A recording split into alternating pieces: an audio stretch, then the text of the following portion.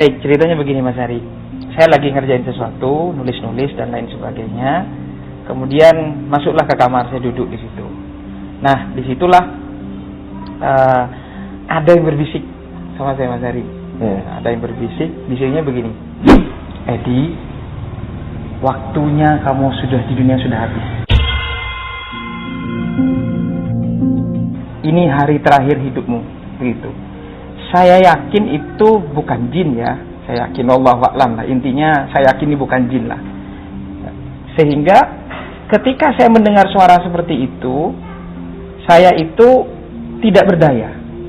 Mau teriak, mau ngomong, mau minta tolong ke siapa, itu tidak bisa. Tidak bisa. Sehingga tiba-tiba saya itu melihat badan saya itu sudah kaku. Ya, kaku. Itu. Nah, jadi ketika tiba-tiba kayak orang ngerep-repan atau gimana? Nah, jadi sebenarnya bukan kayak orang ngerep-repan Mas Hari. Sebenarnya ada proses di situ, ya. Ada proses itu di situ. Ada yang namanya proses sakaratul maut, tetap ada. Yang maksud saya tiba-tiba itu ketika ruh ditarik itu kerasa. Setelah ditarik itu, ruh itu kan keluar. Gitu. Jadi proses bagaimana sakaratul maut itu yang saya rasakan itu dari kaki. Ditarik dari kaki. Dan rasa sakitnya itu, sakaratul maut itu seperti badan kita ditebas atau diiris-iris dengan tabusan pedang.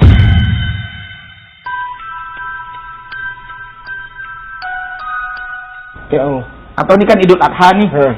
Ya kita bayangin saja kambing itu dikulitin hidup-hidup. Ditarik semua kulitnya, itu rasanya seperti itu. Atau kita seperti parut yang pakunya panjang-panjang ditancepin tubuh kita terus diparut seperti itu. Itu rasa sakit dari kaki itu. Dari kaki. Itu dalam keadaan satu ngerasain ini, ngerasain rasa sakitnya. Rasa sakit luar biasa Mas Hari. Ketakutan yang luar biasa. Dan ini juga ini penting. Kalau ingat itu ya Allah, mau bermaksiat sedikit pun tuh takut Mas Hari. Itu kayak kita ditunjukkan seperti proyektor layar lebar, ya. Itu seakan-akan kita semua di proyektor itu melihat segala maksiat dosa yang pernah kita lakukan. Di bumi mana, di sudut mana, kapan kita bermaksiat, semua ditunjukin sama Allah. Di situ Mas Hari. Jadi saya flashback semua tuh. Ya, flashback semua Mas Hari. Ingat semua dosa-dosa, malunya luar biasa. Apapun Allah tunjukkan di situ. Segala maksiat yang pernah kita lakukan, siapa yang kita sakiti, entah orang, entah keluarga, dengan lisan kita, dengan sikap kita dan lain sebagainya. Ini penyesalannya yang luar biasa, yang menurut saya tak kalah sakit juga dari rasa sakit yang ditarik itu. Kemudian, nah ini benar dari hadis Rasulullah, ketika sudah nafas di tenggorokan, itu ingat semua harta kita. Ya, sampai supaya harta saya waktu itu dalam kondisi ya diuji dengan ekonomi. Sampai harta saya uang 1.000 pun di saku, di celana levis belakang pintu pun ingat. Seakan-akan saya tolong itu semua harta saya infakin untuk menebus dosa-dosa saya. Saya pingin harta saya yang tersisa itu saya pingin diinfakin untuk menebus dosa-dosa saya Mas Hari.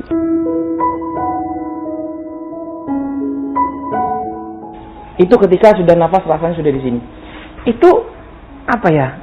Saya rasakan sendiri tuh nafas dada itu nggak berdetak. Dada itu nggak berdetak, rasa sakit itu waktu sakaratul maut itu. Dan ruh itu keluar. Ketika keluar, saya seperti tertegun melihat jasad saya itu, badan saya itu kaku.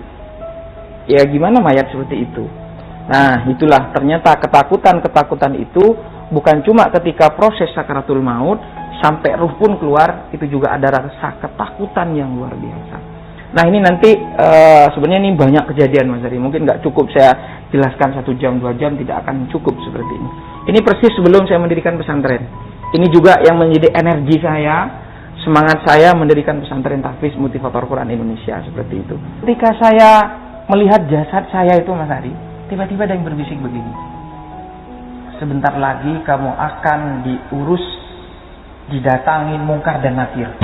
Itu juga nggak kalah mengerikan. Dengar nama mungkar nakir saja itu Mas Hari, itu mengerikan. Saya lari ke sana kemari, saya cari orang minta tolong supaya ruh saya kembali, supaya saya selamat, supaya saya hidup lagi. Ya Allah, hidupkan saya 3 menit saja ya Allah, 5 menit saja ya Allah, supaya saya bersujud kepada Engkau, supaya saya bertobat kepada Engkau, supaya saya melakukan kebajikan-kebajikan. Itu kan terekam di dalam Al-Quran. Dan memang benar di dalam Al-Quran itu, ketika manusia yang wafat meninggal, dia mengatakan, kok hidup saya seperti hanya pagi saja, siang saja, sore saja. Dan itu benar-benar saya rasakan, Mas. Dan ini lagi, Mas Ari, penting punya anak yang soleh-soleha. Di situ ada kedua orang tua, ada orang tua, suami istri, Mas Ari. Itu mukanya dibakar, hangus, kayak suster ngesot ya, kayak film susternya itu ngesot, Mas Ari, di bawah itu. Ustaz jangan lihat yang di alam sana juga lihat. Semua itu banyak yang kita lihat, Mas Ari, banyak. Terus ada kerangkeng, besi-besi yang panas membara. Tahu nggak apa yang dikatakan oleh kedua orang tua ini? Tahu nggak apa yang dikatakan? Ya Allah, anak saya melupakan saya, ya Allah. Saya mengandungnya, membesarkannya, melahirkannya, mendidiknya, dan dia sekarang melupakan saya, ya Allah. Aku terlupakan, ya Allah. Aku terlupakan hari ini. Itu merintih-rintih menangis, Mas Ari. Ya, didoain gitu. Nggak didoain sama anaknya. Mungkin anaknya juga bermaksiat di dunia. Ini penting mendidik anak untuk supaya akidahnya kuat, agamanya kuat, Qur'annya kuat, sebelum yang lain-lain. Ketakutan saya itu nyari masjid, Mas Ari. Yang saya cari akhirnya masjid. Nah, ini penting umat muslim untuk cari masjid gitu kan ya. Cari masjid, saya masuk ke masjid, Mas Ari, adem, ada cahaya, Mas Ari. Duh, saya merinding tuh kalau ingat tuh, nangis saya, ya Allah, ya Allah, ya Rabbal. Tapi orang nggak ada yang lihat? Nggak ada yang lihat saya sama itu. Nggak ada yang lihat saya. Terus di situ ada anak-anak muda yang lagi pegang Quran, Mas Ari. Yang lagi pegang Quran. Ya. Ada yang lagi pegang Quran, kemudian wajahnya bercahaya, tuh rasanya tuh kayak tembus ke langit. Saya di pintu masuk itu kaget karena mencari pertolongan supaya saya hidup ke dunia. Saya ngeliat itu, nangis saya. Itu indah, mulia, berwibawa. Pokoknya dengan segala kemuliaan yang saya lihat tuh, ini asik banget nih orang gitu. Indah banget, wajahnya berseri-seri. Saya bertanya dalam diri saya itu bertanya, ada jawaban. Nggak tahu siapa, pokoknya ada jawaban, ada suara begini. Itulah orang yang hafal Quran. Itulah orang-orang yang mencintai Quran. Itulah orang-orang yang memperjuangkan Quran, Mas Ari. Itu bahasanya begitu. Itu bercahaya. Dan ini bahagia banget orang ini. Wajahnya berseri-seri. Saya jalan, tapi yang diantara yang paling bercahaya itu adalah gurunya.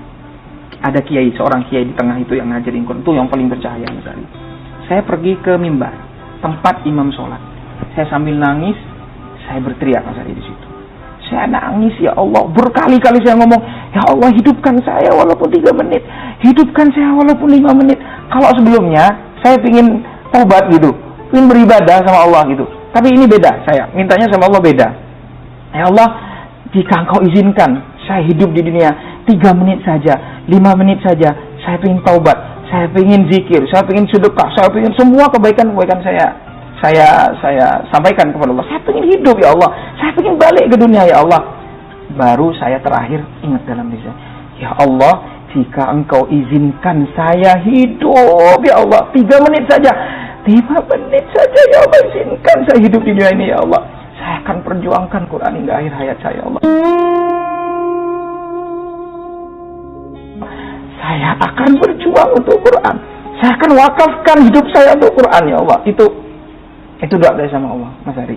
Ketika saya berteriak, nangis sama Allah, itu menjerit sama Allah, pokok pasrah total sama Allah. Saya sudah sampai lupa pada diri saya sendiri, sampai saya lupa siapa saya sampai lupa apa yang terjadi, karena saya hanya hati saya, ya Allah, minta hidupkan saya di dunia. Saya wakafkan hidup saya untuk Quran. Saya akan perjuangan Quran sampai detak dan jantung saya yang terakhir, saya janji saya sama Allah. Tiba-tiba ruh itu balik, Mas Ari. Saya itu kayak lagi tidur, langsung bernyawa lagi. Saya bernafas, saya gemetar berjam-jam gitu, ketakutan.